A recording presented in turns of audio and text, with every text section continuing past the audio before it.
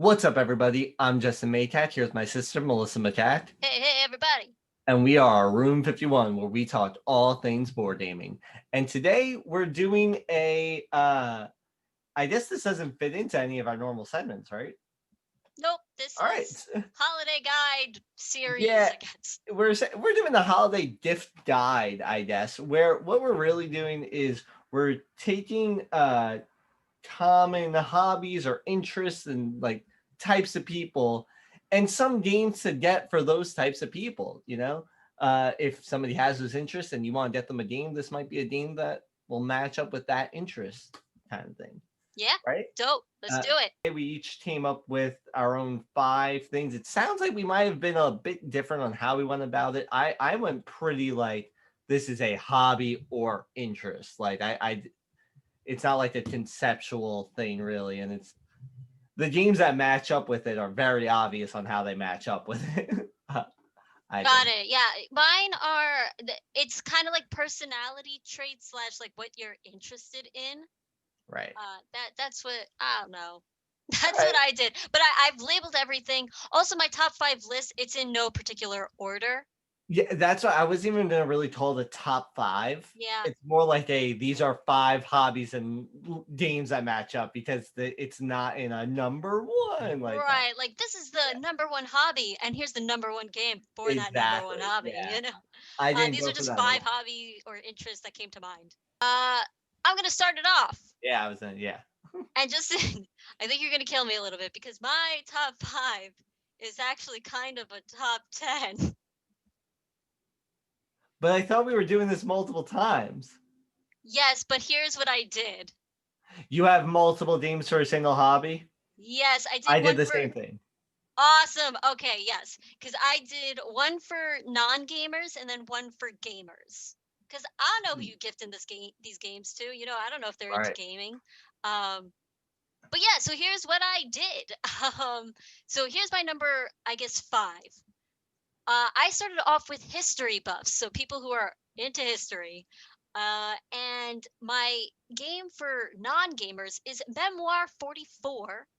I stuck with war gamers for this one because I guess there are other historical games, but anyway, I stuck with war games, and I went with Memoir 44 because non-gamers could totally get into this game, especially if you play first with like the kids rules. I almost wish they didn't call it the kids rules, Right. just like new players or whatever. Some people Um, call it family variants. Family variants, yeah, yeah, yeah. But this Oh, one, you're playing through World War II, I think it is. right. And you have these little toy soldiers, which is awesome. And you're going through a series of battles. There's like, I don't remember how many different battles are in the book, but you can play through different scenarios, and it's really cool. And it's easy to pick up, and it's fun. So that is my number 5 for history buffs. And then for the gamers, I picked Napoleonics Okay. because that one's a little bit heavier. It's got the Napoleonic scenarios going on in there. With the Napoleon and the wars he fought. So and it takes into account the same sort of like mechanism that Memoir 44 does, but puts it into a little more complex of a game. So Right. that's my number 5 for history buffs. Yeah, that so the that whole concept of like the Napoleonics takes what Memoir 44 did, made it more complicated for the gamers of it. That's exactly what you want. I think that any history buff after playing Memoir 44, I think there or specifically a war history buff kind of person is going to want to play more of that. And yeah, so I also put down history as one of the hobbies. Wow, And it's okay. funny, I thought you weren't going to think of putting down history. That is funny. I Uh, did. I thought of you, baby. yeah, exactly. So yeah, so if you're into Room 51, you'll know I'm into history. I like history. And I also, so I didn't list out gamer and non-gamer, but I also was like, all right, the obvious ones are the war games, right? Right. So I put down Command and Colors. So if you're into war, if the person is into war history, you're gonna probably find one of the Command and Colors themes lines up with something they're interested in. Medieval history, ancient Rome, Napoleonics, like you said, things like that, World War II, all that. So that if they're into war history, that's one of them. If they're really into the Cold War, You got Twilight Struggle. Plenty of people here in the U.S. are into the Cold War, World War II, and Cold War. I mean, we already covered them. Then that's like 90% of history buffs. I also put down though, if people are, it's an easy lightweight game if you're into more of a recall form of history, when things happen kind of thing. Timeline can be pretty fun. I know I have fun with Timeline. It's like a trivia game for me when I'm doing Timeline. And then I also put down Academy Games. That's a publisher you want to check out. Academy Games. They make games like 1775 Rebellion if you're into the American Revolution, things like that. And then I did try to think, though, really for the non-war people. My recommendation, if you're getting something for somebody that's interested in certain topics in history that none of them relate to war, you are going to have a harder time because war is far easier to emulate in a game. There's plenty of mechanics around that. One name I put down was Brass Lancashire. So Brass Lancashire tries to include a lot of historical elements in their mechanics. So games like that are things to look into possibly of, hey, it takes this time period, tries to recreate it historically accurate. So that's what I kind of came up with a lot. I promise the rest are going to be a lot shorter than that. I was like, okay, I thought I was going overboard with putting 2 games Yeah, per no. category, but all right. All of mine have one except for history because it's like, okay, history's way too wide to just have one. All right. All right. All right, number 4, Justin, take it away. So number 4, I put for anybody that's into cooking, and I think already you know what game I'm going to say. Yes. Kitchen Rush. Did this hit your list? No. Okay, I wasn't sure if you're going to do Kitchen Rush or not. So if you're into cooking, Kitchen Rush, you know, it simulates, not simulates, but you and people you're playing with are in the kitchen, going around trying to make meals and stuff as quickly as you can, make money from it and all that. But it's all about cooking, and it's just a lot of fun, very intense. And I think if somebody's into cooking, they'll enjoy Kitchen Rush. Even if they're a non-gamer, I think they can play it because we literally played with an 8-year-old who did fairly well with it. Well, my number 4, and by the way, I love Kitchen Rush. That I've been obsessing over that game this whole week. I've been making videos nonstop about it. But anyway, my number 4 is for theater people, those who are into the theater, either watching theater, performing, whatever it might be. And mine really leans more on the side of if you're into the performing aspect of it. So for gamers, I put Forgotten Waters. Forgotten Waters is a role-playing game. But board game style. It comes with an app, and the app pretty much directs you into what you're doing. And you get these sheets of paper, and you're playing as a pirate, and you get to use that pirate voice that you have in you, you know. And I know I do when I play this game. And you can really act it out and get into the story of it. For sure. And tell your pirate's story, which is really, really cool. The only reason why I'm saying it's for gamers, because really I think non-gamers can play this as well. But I'm thinking of it in terms of like maybe you're gifting this to somebody who's not going to be playing with a gamer, right? Yeah. So I want to make it like this is very accessible. So this is more for gamers, I think. Yeah, to learn the game on your own might be a little tougher. Yeah, that's what I also think about Kitchen Rush. Yeah. Yeah. Oh, yeah, for sure. That rulebook's not great. Yeah. For non-gamers, I put The Resistance. The Resistance is very easy to grasp. I think that you could give it to anybody and they will understand how to play this game. You might just have to explain to them that this is what's called a trader game. It's super simple. Just one person, or no, a whole team of people are traders, and the rest don't know who these traders are, but they're trying to figure it out. And I think that theater people would like this because, I mean, if they're anything like me, and I'm a theater person, we love to lie in games. And this is what this is about. It's like, yes, I'm going to act like I'm so innocent, you know, and then like, bam, I wasn't innocent the whole time, suckers. And it's just a lot of fun. So that is my number 4 for theater people. All right. That's a very cool pick. Yeah, I was expecting you to bring up Dixit, but okay. I definitely like the pitch you gave. Yeah. Dixit would have been cool too. I stuck to just 2 games, not a whole publishing company. Yeah. Like some people. Wow. Okay. So my pick, I did not separate this into gamers and non-gamers. and this next bit is totally not for non-gamers. You need to be a gamer, I think, to pick this up, learn the rules and stuff. Uh, but also, I don't know if it's in print. I have no idea. Wait, what are you talking about? The Which? game I'm about to say. The game I'm about to say. But who's this for? This is for people into trading card games. Oh. And if you're into trading card games, I think Millennium Blades would be a pretty cool gift. It is a board game that kind of, simulates again a trading card game tournament stuff where you're collecting cards and building your deck and everything. It's lots of fun. The artwork is fun. There's some funny things on it because it was a Kickstarter game, so they like kind of make nod to that. Yeah, the game, it has just cool, fairly seamless mechanics. You get to spend a ton of money on, or a ton of fake money on these fake cards, way better than spending a ton of real money on fake cards. And yeah, I don't know, it simulates this whole like building your deck kind of thing for a tournament that's coming up. I think it's a really cool game that people into trading card games that are also into board games would appreciate. I think if you're into trading card games and not into board games, you might not care about this game. I'm not sure. So Well, I like it. I think it simulates the whole like booster pack feel and everything. exactly, yeah, the booster pack feel, that's exactly what it's trying to do. And yeah. So Yeah, I love this one. It doesn't hit the table enough because this fool won't play with me. yeah. Number 3 is I put sportsy people. So people who either like watching sports or playing sports. My gamers pick is Baseball Highlights 2045. Uh, Especially if they're a baseball lover. If they don't like baseball, skip it, I guess.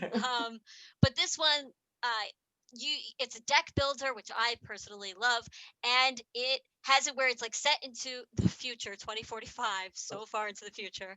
But some people are humans, some are cyborgs, some are robots, and they all come together to formulate a team. And you've got people, hitting home runs, or they're really good at, throwing curveballs, or whatever it is, right? And you're playing through the highlights of a game, and you play a World Series match. So it's really cool. I like that one. And my pick for non-gamers is Ice Cool. And I think Oh, I picked Ice Cool because of the dexterity nature of it, and it's super easy to pick up. I mean, children can play this game, yeah. and um, but it's not just for children. Adults like it too. We love it. We don't even play with children. We play Yeah. amongst each other, and it's so much fun because you have these penguins that you're flicking around this board. You're trying to do trick shots, jumps, and all that stuff. And I think that people who are into sports, or maybe like they got that competitive side to them, who want to get like better at hand-eye coordination things or whatever it might be, I think that Ice Cool would be really, really fun and cool. It's just a funny, good time. So that's my Yeah. number 3 for sportsy or sporty people. All right, cool. So then is it your number 2 now? Yeah, so my number 2 is for the people who are like puzzle solvers, or maybe like they like watching mystery movies, I got a detective few guesses here. things. Okay. What's that? I have a few guesses here. So my pick for gamers is Awkward Guess.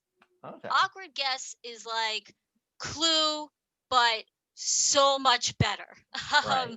It is so good. You are solving some sort of case where I forgot the name of the character who dies. Oh, it's on, Mr.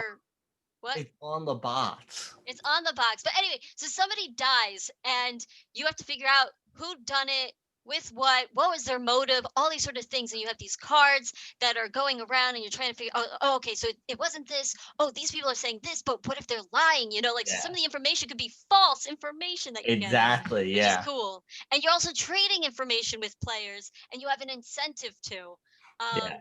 So it's really awesome. And again, I think you could play this with non gamers For who sure. might have been into Clue.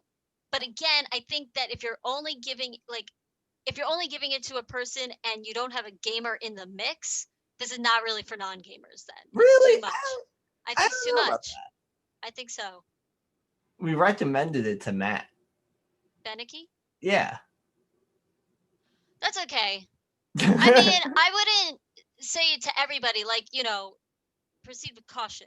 You know what I mean? I guess. I could say that it's not for non-gamers, and then it's like, yeah, but I know that this person could totally get it, and then you do it. Like, Yeah, you yeah. people. But anyway, my pick for non-gamers is Chronicles of Crime, and honestly, you could give this to gamers too. But Chronicles of Crime, you could totally get, and it comes with a tutorial with the app that tells you how to play the game, which is awesome. I never even opened up the rule book because I didn't have to. The app told me how to play this game. But this one is awesome. It uses an app, and you are solving cases together cooperatively with your teammates. And so many different things happen. Like you're looking around the room with this app on your phone, which is awesome. You're speaking to different witnesses and just people in general, and they move around. Sometimes you go to one person, you leave, you come back, and you find out they freaking died, and you're like, "What?" Like I thought they were the killer. Yeah. It's just awesome. It tells a story, and that is my number two, puzzle solvers. Yeah, Chronicles of Crime is both of those games are fantastic, and I think both of those games just fall into the realm of if you think the person can handle it, I definitely say give it to them. Yep. Awkward Death just gels so well with people because of Clue. It literally takes Clue but makes it into Yes, a really good game, like, I agree. Yep. and tons of replayability, like Yeah. near infinite. And the And one thing I like, though, about Chronicles of Crime, especially if you're going to gift it to a non-gamer, it will probably blow their minds that you're using an app as yeah, part of the board game. Just like yeah, how immersive it is in that way. though I would also kind of proceed with caution, make sure that the person is the kind of person that's not to be bothered by using an app during a board game. Right, right, That for sure, because you're really using the app. you Like are it's using the app. very Yes. tech driven in this Right. one. It's not hard to use, but if you have like that older person in the group is kind of like, how do I open up my Yeah, email? exactly. Maybe this isn't for them. Yeah, exactly. All right, cool. So now it is over to wait, is this my number two? Or is this my number one? Number two. It's number two, right? Okay. So my number two, and this one, I think so. This I did it for people that are into gardening. Uh, I don't know many people into gardening. Very few actually that come to mind. But for those that are into gardening, I do think they would appreciate and really enjoy the game Herbaceous. That is a game that we played pretty early on in the hobby.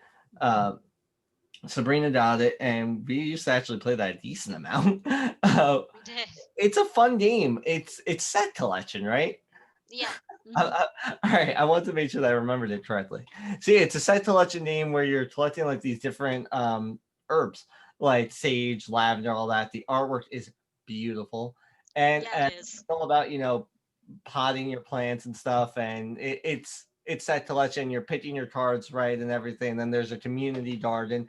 It's a super pretty game, and it's just something that people into gardening, I think, are almost guaranteed to appreciate. And you can give this to a non-gamer. I think the rule book is fairly simple, so I do think you can give this to a non-gamer.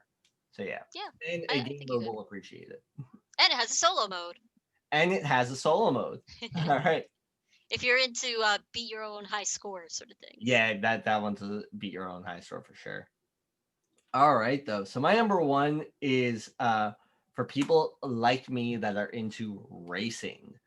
Uh, I kind of toyed around with which game to put, but I decided to put the one that I like the most, which is Downforce. Downforce is a game that goes over super well, even if people are not into racing, which is also why it's a fantastic gift for people into racing, because they can get this game to hit the table because it's still really good, even if you dislike racing, because Mhm. there's betting in it. And the betting on which car is going to finish, it makes the game not just about racing anymore. So if you're not huge on racing games, you might still like this. But if you are into racing, you're gonna love Downforce. Especially, if you're into Formula One, the cars look like pre-Halo Formula One cars, which are totally the worst cars. Halo all day. But yeah, so Downforce, it's a fantastic game. Plays from like 2 to 6 players. I enjoy it also. Some people like Melissa are like only at 6, and I do think 6 is the best number. It's also really good at 3 though. It is. No, it's really good at 3. But yeah, I think that's a fantastic buy for anybody that's really into racing. And there's a few really cool expansions that add new tracks and new aspects to the racing with those expansions. Yeah, that could become a gift that keeps on giving. Yeah, exactly. You just Exactly. birthday coming up, expansion. Yeah, exactly. You just keep it going. All right, cool. That was a good pick. And yeah, I didn't think of racing, but that's a good one. Yeah. Of course you did though. Yeah. My number one is, and again, this was in really no particular order, but my number one is outdoorsy people. So, maybe they like to climb or just go out into nature, whatever they might like to do, hiking, whatever. So for gamers, I chose K2. Yeah. K2 is a mountain climbing game, and you have a team of people who are trying to climb this mountain. It's also a survival game, which makes sense because it's K2, the mountain, Yeah. which is a real mountain. And so yeah, you're like managing your oxygen levels, you're managing like setting up tents along the way, and it's a bit of a push your luck game, I would say. And you're dealing with the weather that's coming about, which is really cool. So I really like K2. I feel like it doesn't get spoken about all that much or enough. No. Um, Yeah. so that's my pick for outdoorsy gamers. Yeah. Now, for non-gamers, I picked a game that I'm actually, it's not that I dislike the game.